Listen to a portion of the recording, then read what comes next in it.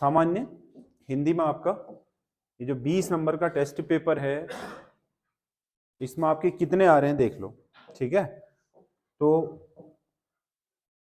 पहला क्वेश्चन है, जब तक वह घर पहुंचा तब तक रात हो चुकी थी, रचना के आधार पर वाक्य होगा।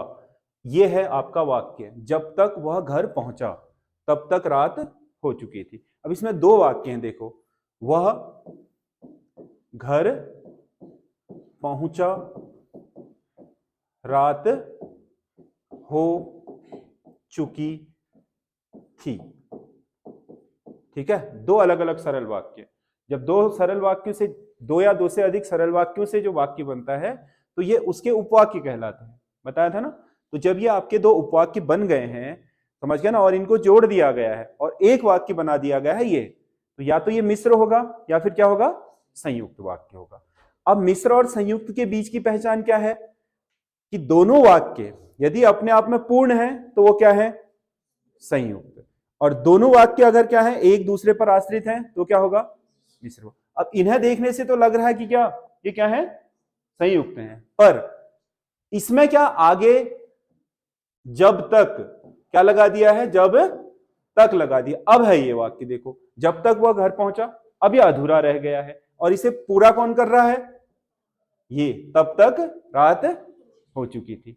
तो ये आपका क्या होगा, मिश्र वाक्य, समझ गया ना। और मैंने आपको बताया भी है कि जब, जिसे, जो, समझ गया ना, या आपका क्या, यदि या कि, समझ गया ना, इस तरीके के आपके शब्द आते हैं वाक्य में तो वो क्या होते हैं, मिश्र वाक्य। मिश्र वाक्य की पहचान क्या है, मिश्र वाक्य में दो या दो से अधिक उपवाक्य होते हैं और वो एक दूसरे पर आश्रित होते हैं, यानी कि कहीं ना कहीं एक वाक्य को पूरा करने के लिए दूसरे वाक्य की आवश्यकता पड़ती ही पड़ती है, जबकि संयुक्त वाक्य में ऐसा नहीं होता। समझ गया ना, संयुक्त वाक्य में क्या होता है, जैसे ऐसे लिखते हैं, वह घर पहुंचा रात हो चुकी थी, अब ये वाक्य जुड़ते ही नहीं है ना। अगर ये क्या है, ये दोनों से संयुक्त वाक्य बनने वाला होता है तो ये जुड़ जाते आपस में, समझ गया ना। वह घर पहुंचा रात हो चुकी थी, समझ गया ना, वह घर पहुंचा परंतु रात हो चुकी थी। अब क्या बना, संयुक्त बना, देख लो, समझ गया ना। यहां क्या बना है, ये मिश्र वाक्य, तो इसका सही आंसर क्या होगा, मिश्र वाक्य। दूसरा क्या है, जिसे आप बुला रहे हैं वह एक दुष्ट व्यक्ति था। उक्त वाक्य में उपवाक्य का प्रकार होगा। उपवाक्य कितने प्रकार के बताए मैंने आपको, 3 प्रकार के, या तो संज्ञा उपवाक्य होगा, या विशेषण उपवाक्य होगा, या क्रिया, 3 ही प्रकार के उपवाक्य होते हैं, समझ गया ना। और मैंने आपको बता दिया है, यदि कोई उपवाक्य संज्ञा उपवाक्य होगा तो क्या होता है, मूल वाक्य के पीछे क्या लगा दो, तुम्हें उत्तर उपवाक्य में मिल जाएगा और कोई प्रश्न चिन्ह नहीं लगेगा, फिट ही नहीं बैठेगा। जिस मुख्य वाक्य के पीछे क्या प्रश्न चिन्ह बैठ जा रहा है वो संज्ञा उपवाक्य, कौन सा बैठ जा रहा है वो विशेषण, और अगर कब, कैसे, कहां, कितना बैठ रहा है तो क्रिया विशेषण। ठीक है, लेकिन इसे सीधे भी पहचान सकते हो, जिसे आप बुला रहे हैं वह एक दुष्ट व्यक्ति है। किसी व्यक्ति की बात हो रही है जिसको बुलाया जा रहा है, वो दुष्टता उसकी क्या है, विशेषता, यानी कि यहां पर उपवाक्य किसका काम कर रहा है, विशेषता का। जहां पर विशेषता का काम करे वहां पर विशेषण उपवाक्य। देख लो, लगा लो, जिसे आप बुला रहे हैं वह एक दुष्ट व्यक्ति था, वह एक दुष्ट व्यक्ति था, कौन, मुख्य वाक्य क्या है, वह एक दुष्ट व्यक्ति था, कौन, जिसे आप बुला रहे हैं। कौन लगा के आया ना, क्या लगा के तो नहीं आएगा, जिसे आप बुला रहे हैं, क्या वह एक दुष्ट व्यक्ति है, क्या आया, नहीं आएगा ना, क्या बैठेगा ही नहीं, क्योंकि क्या बैठेगा किसमें, संज्ञा उपवाक्य में। पहचान है ये, संज्ञा उपवाक्य में क्या लगाने पर उत्तर मिलेगा, समझ गया ना। मुख्य वाक्य के बाद क्या लगाओ, उत्तर हमेशा किसमें, संज्ञा उपवाक्य में।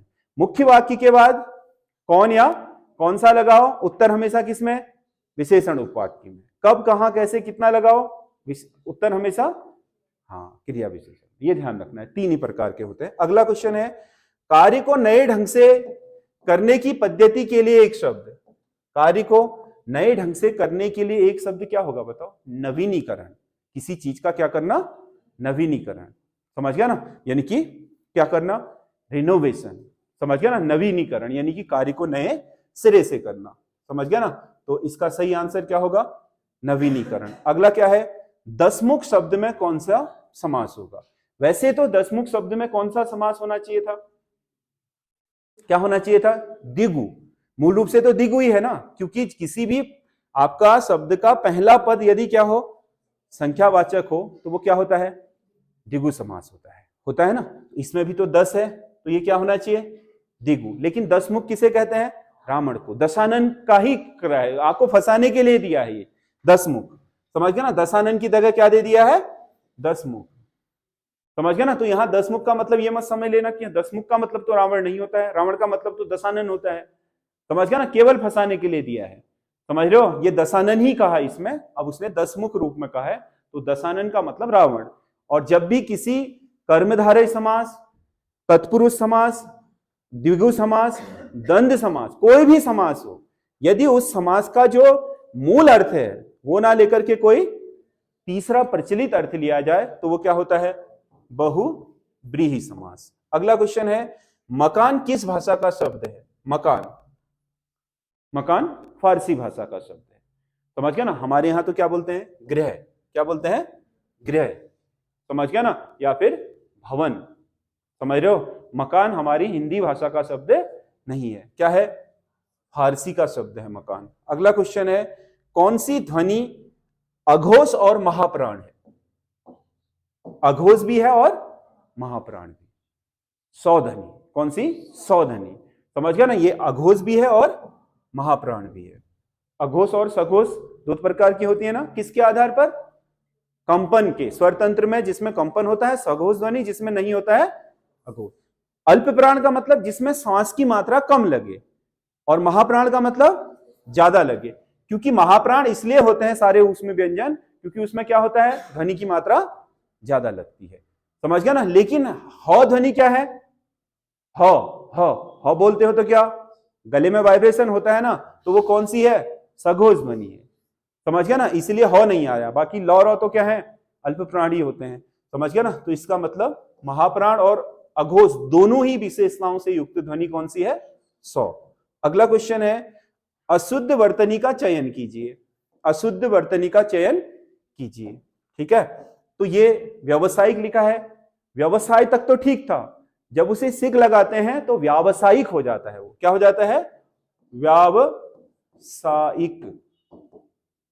व्यवसायिक नहीं। हाँ, जब आपको केवल क्या लिखना हो, जैसे रसायन लिखते हो ना, लेकिन वो इक लगाने में क्या हो जाता है, रासायनिक, वैसे ही व्यवसाय में क्या, हाँ, प्रत्यय लगाने पर क्या बन जाता है, वो व्यावसायिक, न कि व्यवसायिक, ठीक है। बाकी सांसारिक ठीक है, रीतिकाल ठीक है, शीर्षक ठीक है। शीर्षक में थोड़ा ये गलती किसकी है, प्रिंटिंग मिस्टेक हो गया है, दो मात्राएं तो वैसे ही नहीं होंगी, समझ गया ना। तो ये आपका ये होना चाहिए। अगला क्वेश्चन है, नाविक शब्द में संधि भेद होगा, नाविक, नाविक, नाविक का अगर संधि विच्छेद करोगे तो ये बनेगा नव धन इक, क्या बनेगा, नव धन इक, समझ गया ना। जहां पर औ के साथ कोई अन्य स्वर आए, समझ गया ना, जैसे अ आए तो क्या बनता है, ये आओ, क्या बनता है, आओ। ई आ गया है तो क्या बनेगा, आवी, क्या बनेगा, आवी। नौ में से औ की मात्रा निकाल दी और इन दोनों से मिलकर के क्या बन गया है, आवी। तो आ की मात्रा इसमें लगा दो, वी को वी की जगह लिख दो, आगे तो वही है, क्या बन जाएगा, नाविक, समझ गया ना। ए आई का अय, आय, और ओ औ का आओ और औ, ये किस में होता है, अयादि संधि में, किस में होता है, अयादि में। तो ये कौन सा होगा, अयादि, क्योंकि पहले पद का अंत ए ऐ ओ औ में होता ही किस में है, अयादि संधि में।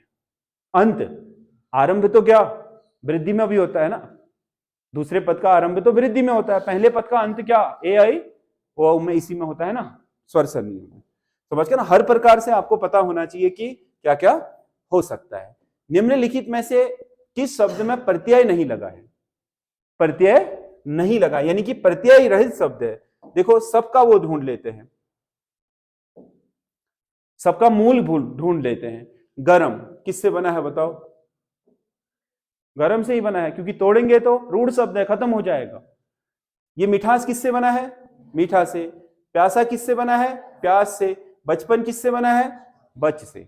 इसमें पन प्रत्यय लगा है, इसमें क्या आस प्रत्यय 100 प्रत्यय लगा है, इसमें क्या आ प्रत्यय लगा है, इसमें कोई प्रत्यय नहीं लगा है, यानी कि ये प्रत्यय रहित शब्द है। समझ गया ना। प्रत्यय और उपसर्ग के लिए जरूरी ये होता है कि आपको मूल शब्द पता होना चाहिए। मूल शब्द से पीछे जो भी आपका एक्स्ट्रा लगा है वो प्रत्यय, मूल शब्द के आगे जो भी लगा है वो उपसर्ग होगा। ठीक है। अब क्योंकि अगर बचपन में आपको समझ नहीं आ रहा है कि आगे का वाला है कि पीछे वाला है, साफ कहा है ना प्रत्यय, तो पीछे वाला ही होगा, आगे वाला तो मूल शब्द ही होगा। समझ गया ना। किससे? बचपन, बचपना, बचकाना, यानी कि बच शब्द धातु है, उसके पीछे जो लगा है वो क्या, आपने कहा बचकाना शब्द में क्या होगा, तो काना होगा, क्योंकि बच क्या है, मैंने क्या बोला, एक तरीके के शब्द के अनेक रूप बना लिया करो, आपको पता चल जाएगा। समझ गया ना। गर्म का कुछ भी लिखोगे, गर्मी लिखोगे, समझ गया ना, गर्माहट लिखोगे, गर्म तो सब में आएगा, यानी कि जो कॉमन है सब में वो क्या है, मूल शब्द है, धातु वही है, बाकी शेष हिस्सा क्या है, प्रत्यय या आगे लगा है तो उपसर्ग हो सकता है। ठीक है। तो अगला क्वेश्चन है, परिवार शब्द में कौन सी संज्ञा होगी? परिवार, परिवार क्या है, कुछ लोगों का समूह है। परिवार शब्द क्या है, समूह को बताता है ना। जैसे कक्षा क्या है, समूह, जैसे सेना क्या है, समूह, वैसे ही परिवार भी क्या है, समूह। तो कौन सी संज्ञा होनी चाहिए, समूहवाचक। देखो, जहां पर जातिवाचक और व्यक्तिवाचक के बीच भेद करना मुश्किल होता है, वहीं पर क्या होती है, द्रव्यवाचक और मूल संज्ञा तो तीन ही है ना, व्यक्तिवाचक, जातिवाचक, भाववाचक। क्योंकि संसार में चीजें कितने प्रकार की हो सकती हैं, तीन प्रकार की। कितनी? तीन प्रकार की। समझ गया ना। या तो वस्तु होगी, या स्थान होगा, या क्या होगा, प्राणी होगा, है ना। ये तो जिनका अस्तित्व है इनके लिए क्या, व्यक्तिवाचक, और एक जैसे के लिए जातिवाचक। और अगर क्या कोई भाव का नाम है, शक्ति का नाम है, तो वो भाववाचक होगा। समझ गया ना। संसार ब्रह्मांड इन्हीं से बना, और नाम हमेशा क्या होते हैं, किसी भी चीज के संज्ञा, चाहे भौतिक अस्तित्व हो चाहे ना हो। भौतिक अस्तित्व जिसका भी है उसका नाम संज्ञा होगा। समझ गया ना। और भौतिक अस्तित्व वाली चीजों का वर्गीकरण हम तीन भागों में करते हैं। किसमें किसमें करते हैं? वस्तु, या तो वस्तु होगी, या फिर क्या होगा, स्थान होगा, या प्राणी होगा। मतलब जिसका भी भौतिक अस्तित्व है, ये तीन चीजें हैं। जिनका भौतिक अस्तित्व नहीं है, जो ऊर्जाएं हैं, समझ गया ना, भाव है मन के, वो किस में आएंगे, भाववाचक में आएंगे। तीन ही है मूल संज्ञाएं। अब दो क्यों बनाई हमने? अब परिवार को हम किस में रखें बताओ, जाति में रखें या व्यक्ति में? जाति में रखें तो ये जाति होती नहीं है।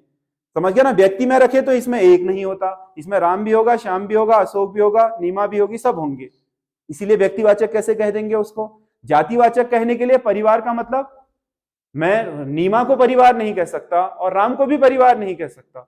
जातिवाचक शब्द वो है जो एक जैसे सभी लोगों के लिए प्रयोग में लाया जा सके। या ना ये आप जाति हुई, ना क्या हुआ, व्यक्तिवाचक। तो परिवार को किस में रखेंगे हम बताओ, समूहवाचक में ना। इसीलिए तो समूहवाचक बना है। और द्रव्यवाचक भी इसीलिए बना है, जहां वस्तु की क्या नापतोल की जा सकती है, लेकिन उन्हें एक और अनेक में विभाजित नहीं किया जा सकता, तो वहां द्रव्यवाचक हो जाएगी। ठीक है। किताब मत खोलो वाक्य में कारक होगा। किताब, किताब मत खोलो। अब इसमें देखो, वाक्य कारक तो पूछ लिया, लेकिन कारक चिन्ह है ही नहीं। समझ गया ना। कारक चिन्ह नहीं है, ये वाक्य भी कौन सा है, कर्मवाच्य है। ये वाक्य भी कौन सा वाच्य है, कर्मवाच्य। इसमें कर्ता है ही नहीं, कर्ता है ही नहीं। जब कर्ता रहित होता है तो प्रधान कौन है फिर इसमें, कर्म है ना। किताब क्या है इसमें, कर्म है, और मत खोलो क्या है, क्रिया। तो इसका मतलब कर्ता तो है ही नहीं। समझ गया ना। तो क्या आएगी, कर्म। कर्म का कारक चिन्ह क्या होता है, कर्ता ने कर्म को। तो इसमें क्या है, कर्म। किताब को मत खोलो।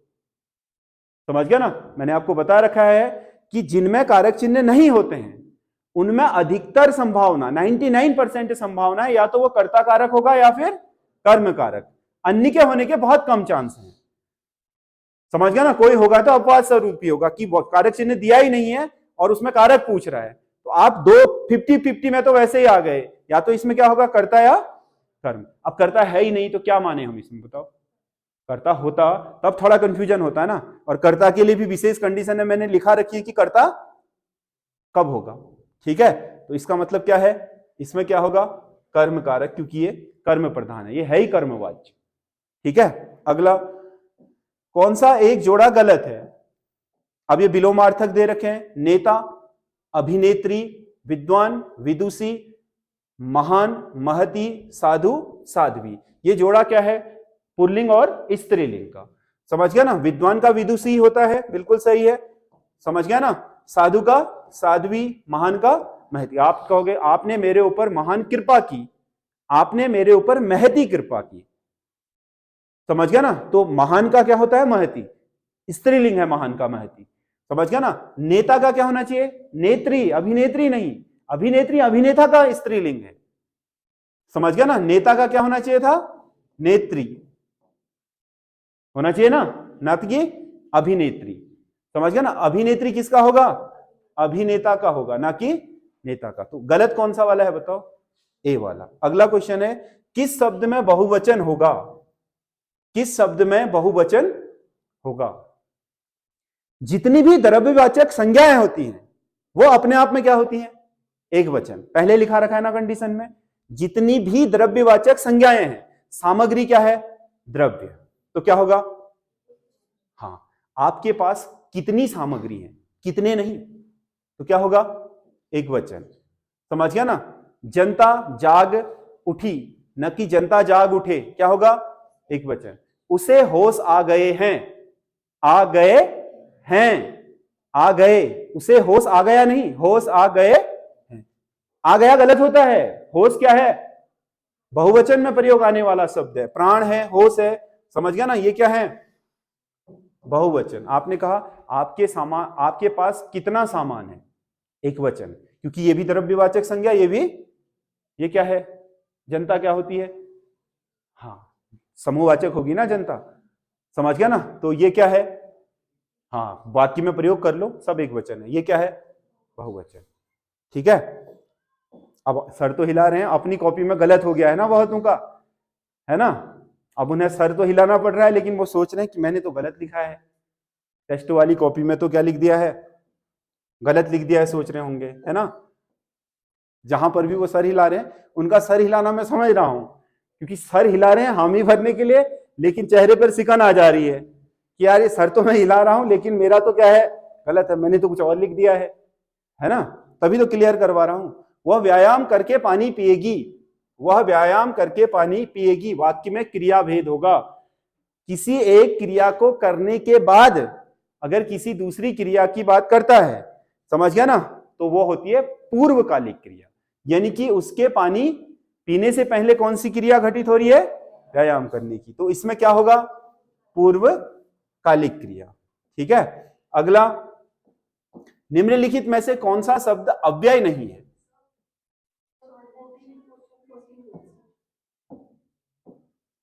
अच्छा, निम्नलिखित में से कौन सा शब्द विशेषण है? कौन सा शब्द विशेषण है, समझ गया ना। वह व्यक्ति सच्चा है, वह व्यक्ति सच्चा है, वह व्यक्ति शीतल है, वह व्यक्ति नम्र है, वह व्यक्ति मीठा है, समझ गया ना। तो आप ये बताओ, जो शीतल है, शीतल शब्द विशेषण होगा, शीतलता बन गई है भाववाचक संज्ञा, समझ गया ना। नम्र शब्द क्या होगा, गुण, नम्रता क्या होगी, भाव, मीठा क्या है, गुण, मिठास क्या है, जो भी गुण होगा वो विशेषण होगा, समझ गया ना। किसी चीज का गुण बताने वाले शब्द क्या होते हैं, गुणवाचक विशेषण, संख्या बताने वाले संख्यावाचक, और मात्रा बताने वाले परिमाणवाचक। तो यहां शीतल क्या है, ठंडा, एक गुण है ना, समझ गया ना। अगर ठंडा से क्या आप ठंडक बना दोगे तो वो तो भाववाचक संज्ञा बन जाएगी। ठंडा क्या है, गुण, समझ गया ना। सच्चा क्या है, गुण, सच्चा क्या है, गुण, तो कौन सा होगा, ये, इसमें ई लगा दो, ये भी भाववाचक संज्ञा बन जाएगी,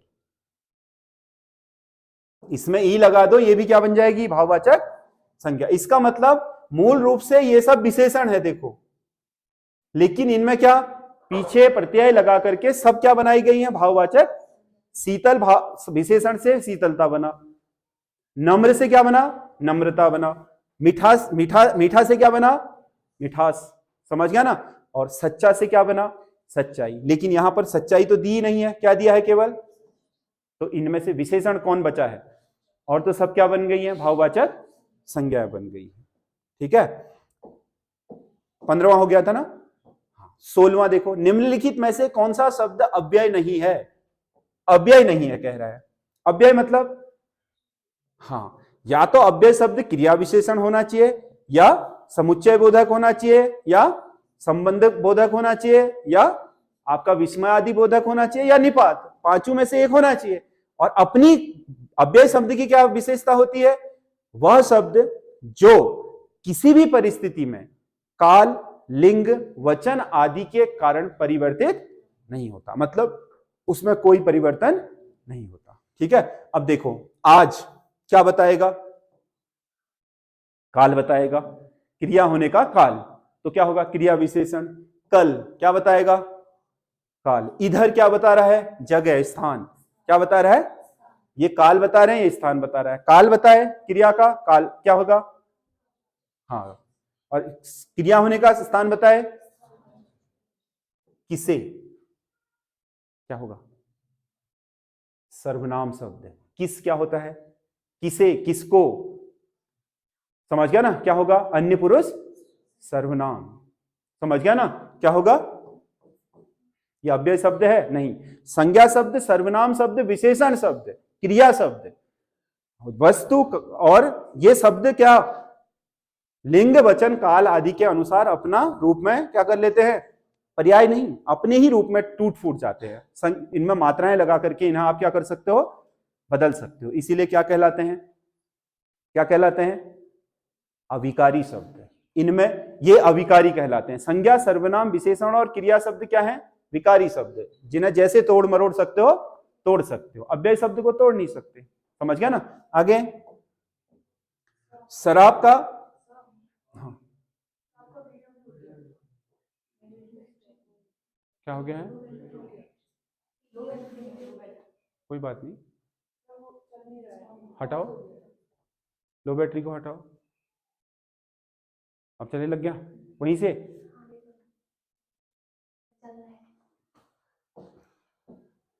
शराब का पर्यायवाची नहीं है। शराब का पर्यायवाची क्या, हाला होता है, आसव होता है, वारुणी होता है। समझ गए, और बाजूरा नहीं होता, बाजूरा नहीं होता। शब्द याद भी तो कर लो, तभी तो पता चलेगा। सबसे ज्यादा पिट कहां रहे हो, शब्दों में। ग्रामर तो लगभग लगभग अब सबकी क्या हो रही है, ठीक होने लग गई है ना। जिनकी खराब थी एवरेज तो हो ही गई है, जिनकी एवरेज थी उन्हें कॉन्फिडेंस आने लग गया होगा ना, ग्रामर वाले से क्वेश्चन आएगा तो कर लूंगा। समझ गया ना। तो पिट कहां रहे हो, शब्दों में। याद करने के लिए एक चीज और आने वाली है, क्या, जो तुम्हारा इंटरमीडिएट और हाई स्कूल का क्या दे रखा है, हिंदी साहित्य दे रखा है, वो भी आपको याद करना पड़ेगा, तभी होगा आपका काम। ठीक है, ब्रह्म शब्द का विलोमार्थक होगा। ब्रह्म शब्द का विलोमार्थक क्या होता है, जीव। समझ गया ना। ब्रह्मांड क्या है, ब्रह्मांड जीव नहीं है, निर्जीव है। समझ गया ना। ब्रह्मांड क्या है, ब्रह्म का अर्थ क्या होता है, तत्व, और तत्व का विलोमार्थक क्या है, जीव। अगला क्वेश्चन है, कच्चे घड़े पानी भरना मुहावरे का अर्थ क्या है। सही ढंग से काम न करना। आपकी इच्छा ही नहीं है तभी तो कच्चे घड़े में पानी भरोगे, आपको पता है ना ये काम खराब ही होना है। समझ गया ना। तो इसका मतलब काम खराब होने के लिए करना, सही ढंग से काम न करना। कठिन काम करना नहीं, कठिन थोड़ी है कच्चे घड़े में भर दो फूट जाएगा, काम थोड़ी कठिन है। ठीक है, और एक और है लास्ट का, क्या, आज शब्द का अनेकार्थी नहीं, अज शब्द का अनेकार्थी नहीं है। अज का मतलब बेटा भी होता है, ब्रह्मा भी होता है, कामदेव भी होता है, बकरा भी होता है, पर्वत नहीं होता। इसका सही आंसर पर्वत है। अब 20 क्वेश्चन हो गए। अब चलो मिलाओ अपने अपने कितने आ रहे हैं किसके। ठीक है।